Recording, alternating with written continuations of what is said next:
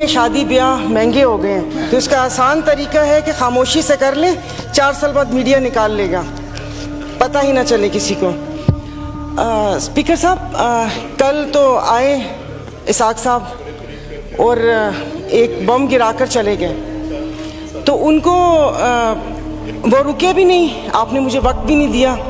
उनको तो मुबारकबाद पेश करनी थी यहाँ आने पर कि 4 साल कैदो बंद की सऊबतें उठाई और उसके बाद वो आए और यहाँ पर हमें भले बम ही गिराया मगर अपना चेहरा दिखा दिया।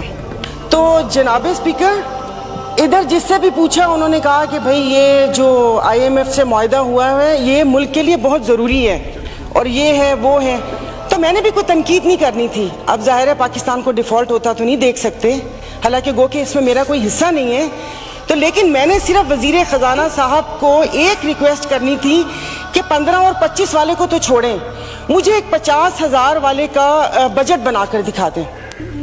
आप मुझे बजट बनाकर दिखा दें, मैं आपको इसको भी मैं आपको वोट दूंगी और आइंदा आने वाले आपके फैसलों को भी मैं सेकंड करूंगी। तो ये कौन सी बात है कि आप आए, आप जिस दुख तकलीफ और कर्ब से गुजरते ही नहीं है, उससे गुजरते ही नहीं है, और आप यहाँ पर आके भाषण देते हैं कि ये हमें मुश्किल फैसले करने पड़ेंगे। मुश्किल फैसले अपने लिए करें ना, अपने लिए क्यों नहीं करते? अवाम को सादगी का दर्स दिया जा रहा है, इनके एक एक लिबास और इनकी अशिया जो इस्तेमाल करते हैं उनकी कीमतों का आपको अंदाजा है। डेली एक फोटो शूट आता था, 15 लाख रुपए का कोट, 10 लाख का जूता, 15 लाख का स्कार्फ। ये एक पाकिस्तान जो डिफॉल्ट हो रहा है, वेंटिलेटर पर है, उसकी आवाम को ये मजाक, एक तस्वीर ट्विटर पे डेली शेयर होती थी। मुझे सिर्फ एक 50,000 वाले के जीने का हक छीन लिए हैं उन लोगों से। आप मुझे बताएं कि ये पेट्रोल के लिए यहीं पर ही थे। मेरी एक और आपसे रिक्वेस्ट है कि कोई ऐसा रूल है कि जो हुकूमत है वो यहीं बैठी रहे और अपोजिशन के वो बेंच हो जाए, क्योंकि मेरे ख्याल में इन बेंचेस में, इन चेयर्स में कोई प्रॉब्लम है कि यहाँ पर बैठने वाला बोलता है और वहाँ पर जाकर सुम्मुन बुकमुन उम्यून बन जाते हैं ये लोग, इनकी जुबान नहीं चलती। और यही जब मैं वहां पर बैठ के हुकूमत पर तनकीद करती थी तो यहाँ पर सब बैठे डेस्क बजाते थे। आज जब मैं यहाँ पर खड़ी होकर हुकूमत पर तनकीद करती हूँ तो उन सबको प्रॉब्लम होता है। तो जनाब स्पीकर, इन्होंने तो यहाँ तकरीर कर दी, इस तकरीर के बाद अगर इतनी हिम्मत है, कल मैं एक ग्रोसरी शॉप तक गई थी, वो भी कोई F6 नहीं गई थी, यहाँ कोई चाइना मार्केट के पीछे कोई दुकान है, वहां पर जाकर आप लोगों की तकलीफ, उनकी आंखों से उनका अंदाजा लगा लें। मुझे यहाँ पर कल ये करंट डेफिसिट और खुदा जाने क्या क्या बता रहे थे, मैं या आप अपने हलके में जाकर किसी गरीब आवाम को क्या इनको करंट डेफिसिट बताएंगे कि हमारी अयाशियों से तुम लोग इस हाल तक पहुंचे हो, अब तुम ही लोगों को बर्दाश्त करना पड़ेगा, ये कुर्बानी तुम लोगों को देनी पड़ेगी। लेकिन फिर मैंने सोचा कि कुर्बानी तो हलाल जानवर की जायज़ है, तस्मीन हम हलाल हैं, जिनकी कुर्बानी नहीं है उनकी कुर्बानी जायज़ नहीं है। अब आप देख लेंगे कि यहाँ पर उठते ही जो बोला था, मैं आज इस फोरम पे अपनी पार्टी की तरफ से, मुस्लिम लीग फंक्शनल और सदर पीर पगारा और सदरुद्दीन शाह की तरफ से, मैं आप बिलावल साहब को मैं दावत देती हूँ कि आप सिंध से महंगाई मार्च शुरू करें, हम आपके साथ हैं। और मैं अपने एमक्यूएम के भाइयों को, ये वक्त है अपनी महाजर कौम के सारी गिले दूर करने का कि तब भी आप लोगों के साथ थे महंगाई के लिए और आज भी इस हुकूमत को लात मारी है इस महंगाई की वजह से। लेकिन हम यहाँ पर बैठ के सिर्फ बातें करेंगे। यहाँ पर मेरी कुछ मेंबरान से बात हुई है, नाम नहीं लूंगी मैं। एक से मैंने कहा कि कल तुम डेस्क तो ना बजाते, सुन ली थी तकरीर, कहता गरीब पैदा क्यों होता है, गरीब का कसूर है। इधर किसी ने मुझे बोला कि मुसलमान को सब्र और शुक्र का दर्स दिया गया है, सब्र शुक्र करें, पूरी दुनिया में महंगाई है। मैं टिम हॉर्टन्स और क्या कहते हैं PSL का मैच देखने वाले और कराची 2 दरिया में खाने वालों की बात नहीं कर रही, मैं उसकी बात कर रही हूँ जिसके 5-5 बच्चे और एक बाइक है, वो पेट्रोल भरवाएगा, दवाई लेगा या क्या करेगा। इन्होंने यहाँ पर वो कहते हैं कि शहद में घोल घोल के यहाँ पर सारा ये बजट बता दिया। मैं वैसे लिखा हुआ पढ़ नहीं सकती इसलिए कि उसमें जज्बात नहीं होते, वो रीडिंग होती है। जैसे कल परसों ये वजीर खजाना साका साहब ने आके बिना जज्बात के यहाँ पर आकर कागज पढ़ के और ये जा और वो जा दूसरे के ऊपर, और पीछे यहाँ पर बैठे हुए सारे पीछे डेस्क पे जा रहे थे कि उसने वो कर दिया, क्योंकि इनकी तो दुकान चल रही है।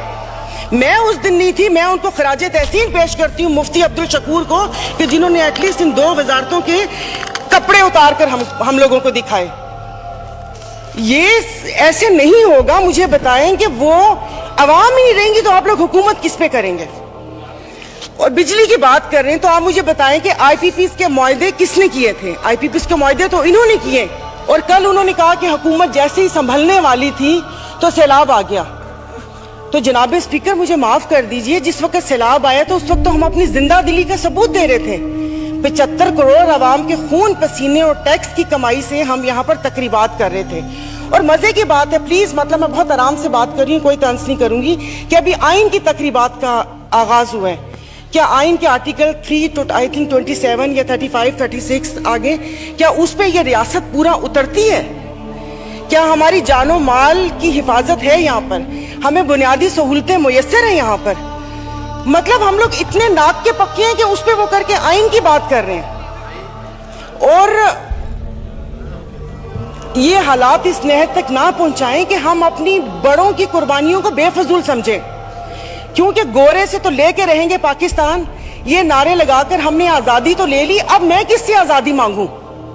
क्या गोश्त खाने के लिए हमने आजादी मांगी थी कि खुला गोश्त यहां पर खाने को मिल जाए? उसके अलावा तो कुछ भी नहीं है।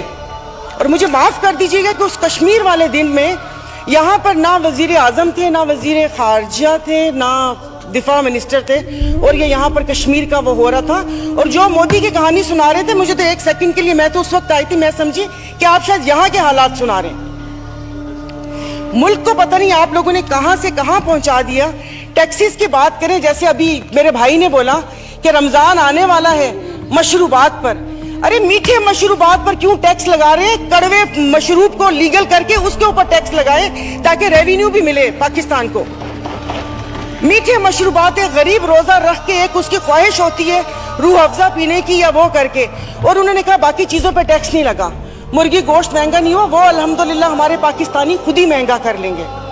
जनाब स्पीकर, अभी वजीर आजम साहब ने कहा था कि ये जो थर्ड कोल है ये गेम चेंजर होगा, उसके ऊपर तो टैक्स लगा दिया। वो क्या गेम चेंजर होगा? नहीं, उसको हलाल कर दे, मीठा तो गरीब पीते हैं, आप लोगों को उसको लीगल करके उसके ऊपर टैक्स लगा देना चाहिए। तो जनाब स्पीकर, ये सब बैठ के इसके मसले को, जनाब स्पीकर ये ऐसी बात करते हैं यहाँ पर। अब मैं सायरा बानो नाम है, एक्टिंग भी बहुत अच्छी करती हूँ। इन सब की आवाज के साथ इनको इनका कोरम याद दिलाऊंगी। जो यहाँ पर 5 दिन लगातार आप करो तो हलाल, सर फर्क नहीं पड़ता ना, दुखा हुआ हो तो तब ना।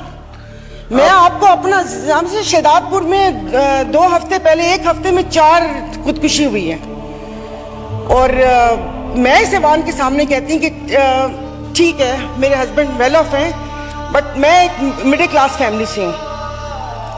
मेरे भाई ने परसों मुझे मैसेज किया और उसने बोला कि दुआ करोगे मैं मर जाऊं। और वो सिर्फ एक मेरा भाई नहीं है, मैं पूरे अपने जो भाई जिनका राब्ता मुझसे नहीं है, मैं उनकी मैं बात कर रही हूँ। जनाब स्पीकर, कल मैं गई थी, वो जिस बंदे ने 4 टमाटर और 4 आलू लेकर 400 उसके पास नहीं थे, उसने पर्स निकाला, मैं शर्म से गड़ के मर गई। 272 लीटर पेट्रोल आप लोगों ने मुश्किल करनी है तो आप V8 और बड़ी बड़ी ग्रैंड क्रूजर को 500 लीटर पेट्रोल देना, गरीब को आप नहीं वो करे। दवाइयां तो वो दवाई नहीं मिलती, सरकारी अस्पताल का आपने हाल देख लिया। मैं प्लीज आप मार दें, आप प्लीज मार दें। ये मेरी बहन पीछे बैठी हो तो पीछे ही बैठी रहो, अगली दफा की टिकट नहीं मिलेगी अगर ज्यादा चुड़चुड़ की तो। ऑनरेबल स्पीकर, मतलब इनके दिमाग मिले ही नहीं उन लोगों से, इनके भूसा भरा हुआ दिमाग में। मेंबर आप मुझे एड्रेस करें। और नहीं सर, ये ऐसे बोलती कोई काम है नहीं, पार्टी में कोई पूछता है नहीं, और यहाँ पर आके सिर्फ ये 4 अल्फाज बोल के और उसको वो कोशिश करती है कि हमने भी उंगली कटवा के शहीदों में नाम लिखवाया। मतलब ये कौन लोग हैं? आप जारी रखें। तो आप मुझे बताइए, अशराफिया तो चली जाएगी यहाँ से, तो हम बदमाशियों को मार देना कि इस मुश्किल हालात में भी जीने की ख्वाहिश रखते हैं, ये बदमाशी नहीं है तो और क्या है? इज्जतें नीलाम हो। अभी तो पहले किसी ने मुझे कहा कि आगे क्या होगा, बच्चे तो बिकते थे, इज्जतें भी नीलाम होती थी। आई एम सॉरी, भले आप एक्सपेंस कर दीजिएगा अल्फाज, पहले ढके छुपे होती थे, अब खुलेआम होंगी। और मैं इज्जत नहीं बोलूंगी, जिस्म फरोशी बोलूंगी, क्योंकि अगर इज्जतें बिक्री होती तो सब खरीद लेते, फिर बिल लाने की जरूरत ना पड़ती कि इज्जत दो हमें। सब यहाँ पर बैठे हुए